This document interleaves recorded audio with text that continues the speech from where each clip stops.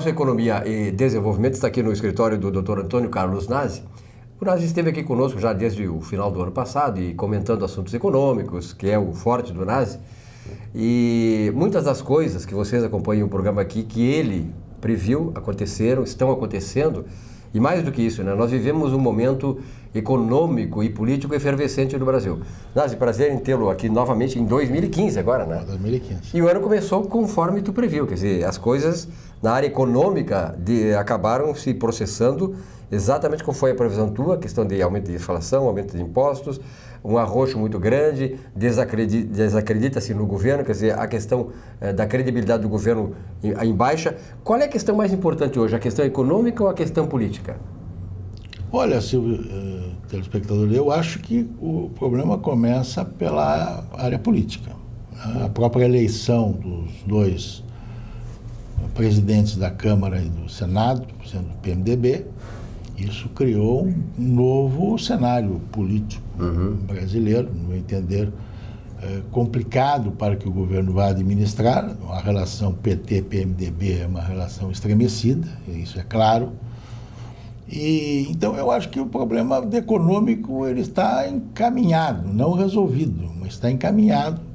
O Levi foi a Nova York conversar com os investidores, credores, etc., e lá pintou um quadro que realmente houve um desarranjo econômico no ano passado, muito complicado, quer dizer, não estão falando abertamente no déficit, mas o déficit primário foi quase 5%, né, 4,7% que estão falando, etc. Então, eu acho que o problema econômico ele não vai se resolver em 2015, vai em 2016, aquilo já que eu já falei no programa anterior, eu acho que é uma questão de 10 anos aí para te resolver o problema de equilíbrio econômico e começar a resolver as coisas paulatinamente. Esse estrago só vai começar a ser resolvido de maneira assim com sucesso para o país daqui a 10 anos. Não, eu acho que é um período de 10 anos, né? Depende do que vai acontecer na questão política, eu vejo. Então eu acho que é urgente que o Brasil tenha essa questão política, e entra a questão Petrobras, né? E outras coisas que estão aí circulando na internet, e, por enquanto, daqui a pouco vai estar na imprensa, como é o caso da Eletrobras, é o caso do BNDES, etc., que são assuntos que vão vir à tona. Quer queira, quer não. O Coutinho agora foi reeleito para o BNDES, mas não quer dizer que eles não vão lá abrir as portas do BNDES para ver o que aconteceu no banco. Então, eu acho que se nós tivermos um equacionamento político nos próximos meses, não, vamos ver como é que vai se desenrolar a questão da CPI da Petrobras, agora que vai começar no dia 26. Todo esse relacionamento da presidente Dilma com o Congresso vai ser um tumulto nesse início de período legislativo. Então, eu vejo que a questão política é primordial que a gente equacione e tenha um rumo claro, né? Vamos continuar, a presidente vai continuar, tal. Aí tem condições de tocar as coisas econômicas, senão nem o Levi vai resolver tocar. Na verdade, né, Nazi, há uma fragilidade muito forte do governo, como nunca se viu no Brasil, um governo começando de maneira tão frágil como o governo Dilma.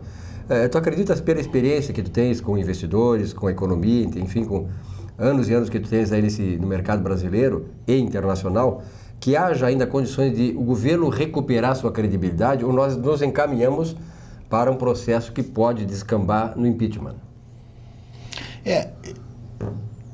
Eu não gosto de falar do impeachment. Eu acho que o impeachment embora já consultaram até o Ives Gandra Martins, ele parecer favorável, etc. Como brasileiro, eu não gostaria que o país passasse por isso, não? Eu acho que antes do impeachment, nós vamos ter uma deterioração tamanha na questão política, que eu acho que passa mais por uma possibilidade de renúncia da presidente, né, por não ter condições de governar, do que se ela vê um processo de impeachment ser encaminhado, né?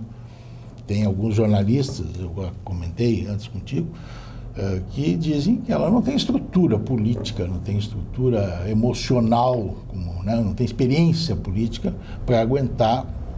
E o partido fragilizado. De impeachment. E o partido completamente dividido, né? Dividido também, né? Tem coisas aí que estão botando contra a decisão do governo, gente do PT.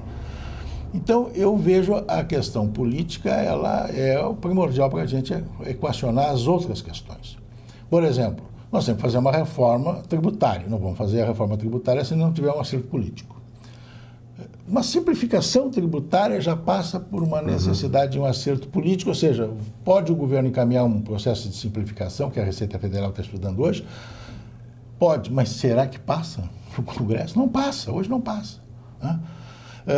Nós temos que fazer, eu vejo assim, uma reforma patrimonial no país.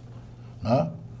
Vejo que o governador Sartori aqui já mandou desocupar 2 andares do Detran. Não, nós temos que desocupar talvez quartéis que estão em zonas maravilhosas, no centro da cidade de Porto Alegre, Rio de Janeiro e tal, relocalizar quartéis para a fronteira do Brasil e pegar essa área maravilhosa e leiloar, vender, etc. Tal, fazer dinheiro, reequipar o exército, reequipar a aeronáutica, enfim, tal.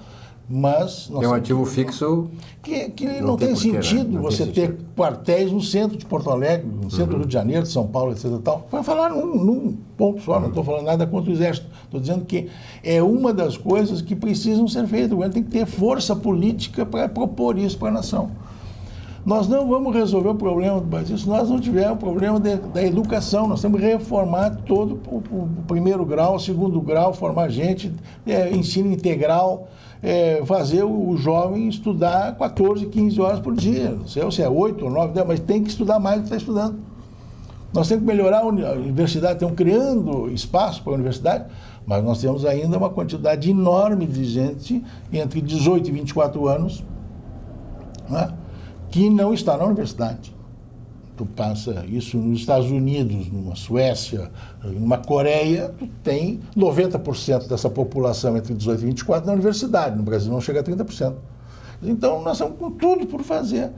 E tudo passa por uma questão de entendimento político. Tu não vai propor uma nova política industrial se não tiver um acordo político definido. E há coisas no Brasil, né, Nazi? Por exemplo, aqui em Porto Alegre, nós estamos gravando nesta quinta-feira da semana passada. Em Porto Alegre houve um aumento do preço do transporte coletivo. Sim. E aí a mobilização, a juventude se mobiliza e tal, mas não se mobiliza, por exemplo, quando os escândalos da Petrobras, que movimentam bilhões e bilhões de reais, levaram a nossa maior empresa para o descrédito total interno e externo. Quer dizer, aí não há mobilização. Quer dizer, como é que se explica isso? Se explica porque ninguém consegue entender bem o que aconteceu na Petrobras. Quem está entendido é quem lê o jornal, quem lê quem tem certo conhecimento também da história e tal. O resto, se você perguntar para uma pessoa de menor nível cultural, ela não tem a menor ideia, nem sabe o que está acontecendo na Petrobras. Ela não lê jornal, ela vê televisão, mas não entende nada do que está acontecendo. Só diz, tem roubo, tá, mas daí? O que toca isso no meu bolso? Absolutamente nada. Então a pessoa vai em frente e não está preocupada com isso.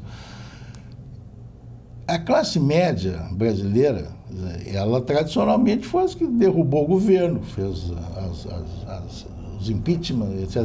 Diretas já, etc. Tá começando por isso só vai acontecer na hora que doer mesmo no bolso. Doer no bolso pelo desemprego, doer no bolso porque a inflação aumentou, doer no bolso porque a conta do supermercado vai aumentar mais, o aluguel, o transporte, etc. Aí todo mundo vai sair na rua e vai dizer, chega. Há um elemento novo, a internet. Tu acha que as redes sociais podem ajudar? Eu acho que há.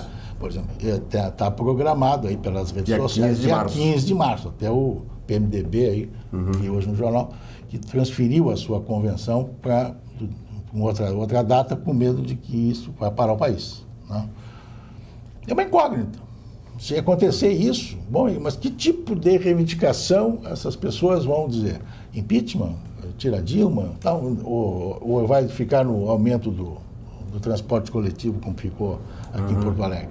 Então, acho que as redes sociais hoje é uma força que não existia há 30, 40 anos atrás. As coisas, as diretas já foi outro tipo de mobilização.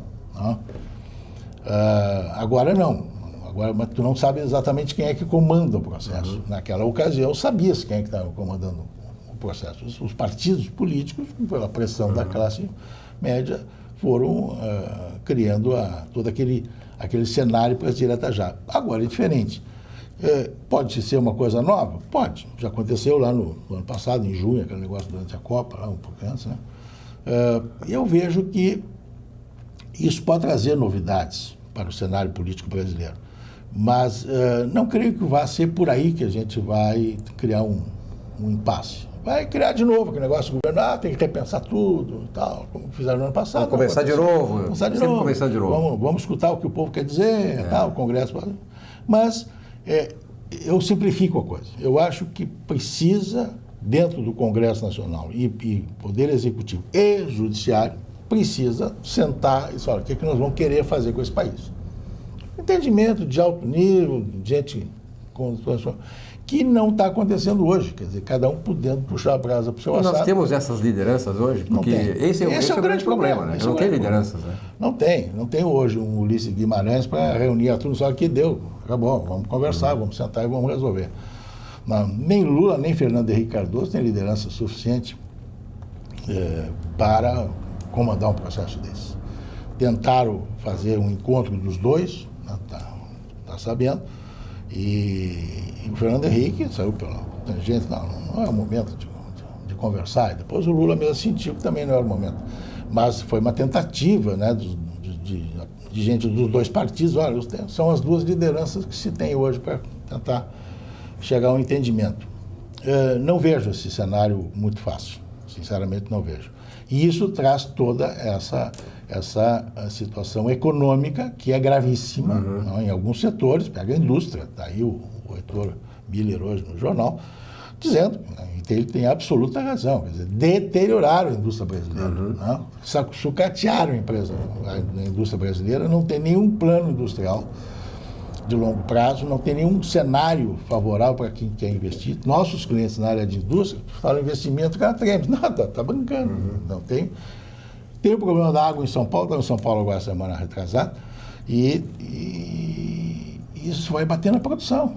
Vai diminuir a produção, tu aumenta o custo, vai ter que aumentar o preço de venda para recuperar o custo. Vai dar desemprego. Vai dar desemprego. Isso é um cenário. Isso é um quadro que pode fomentar esse tipo de manifestação, né? Quer dizer, de insatisfação e mobilizar a classe média, que se não consegue mobilizar... Silvio, se dói no bolso, o cara faz alguma coisa. Não dói no bolso, não faz nada. Quer dizer, o cenário é o seguinte, né, Nazi? Resumindo assim, e para uma palavra final ao nosso telespectador. O empresário tem que esperar agora só o ano que vem, quer dizer, novos investimentos, que a pessoa está com o pé atrás, nada disso, esperando o desenrolar político, que, como tu disseste muito bem, eu acho que a partir dele é que se vai encaminhar o equacionamento das questões principais da economia. Porque na economia tu precisa de um grande acordo, um grande apoio, entendeu? Quer dizer, assim quando tu faz um déficit primário de 4,7%, quase 5% do PIB, tu tem que fazer um esforço para fazer agora o inverso. Agora só que destruir é mais fácil do que você construir. Então, construir vai ser um pouco difícil você chegar aí em 2016 a 3, 4% do PIB. Né? Se chegar, está maravilhoso. Né?